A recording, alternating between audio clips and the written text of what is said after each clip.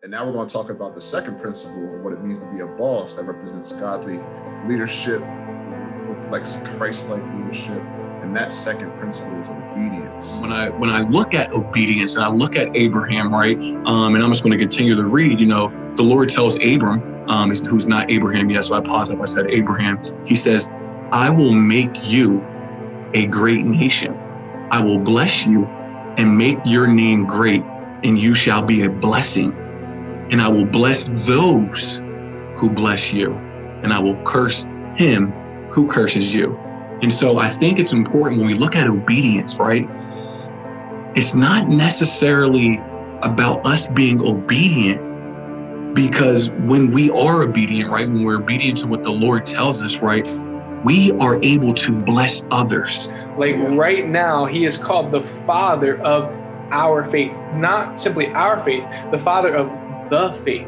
Yeah. The scriptures make a declarative claim that the faith of Jesus Christ is the only reputable faith, the only saving grace that is given unto mankind by which we can be saved, which is through the name of Jesus Christ, who came from the lineage of Abraham, who God promised him, through your seed, the nations will be blessed, and kings are going to come from your lineage, and inheritances are going to come, and you guys are going to possess territories and overtake iniquities.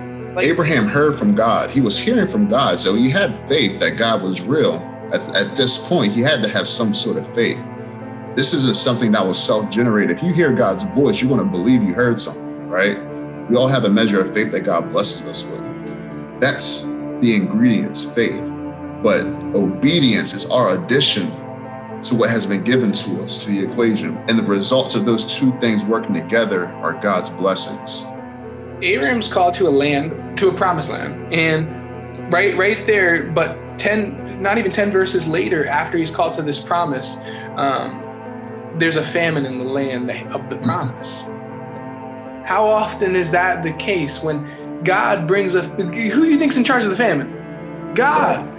God brings a famine in the very thing you were called to. Like, hold up, God, I thought this was what you called me to. Hold up, God, this was the job that I was promised. Hold up, God, this was the resources I was promised. This was the relationship I thought you gave into me. All this stuff. And it dries up, and what's happening?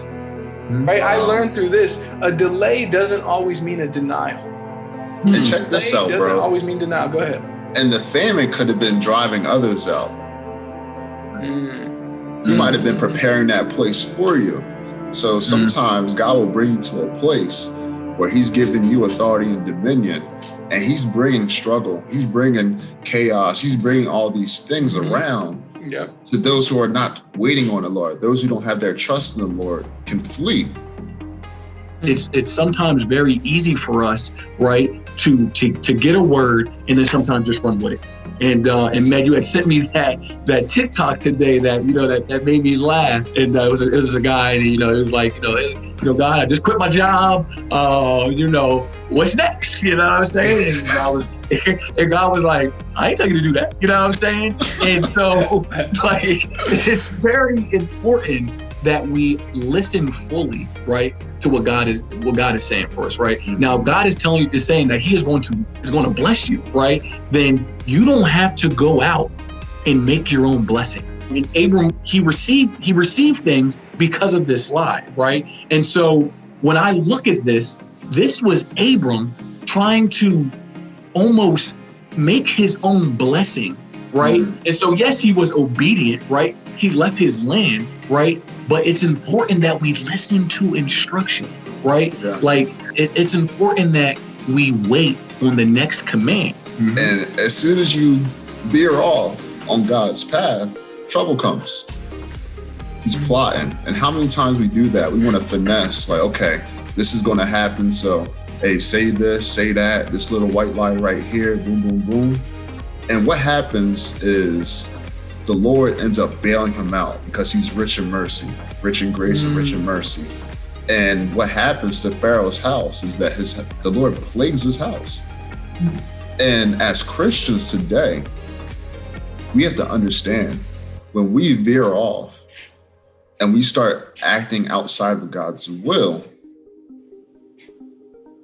we can bring plagues under other people's houses through our disobedience.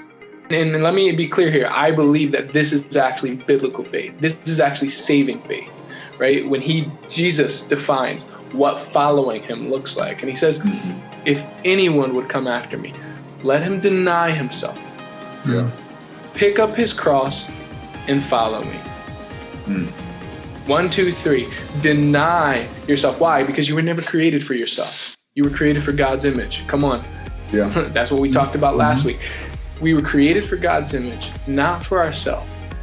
He died so that we might no longer live for ourselves, but live for him who died and was risen for us, for our sake. Right? And so deny yourself.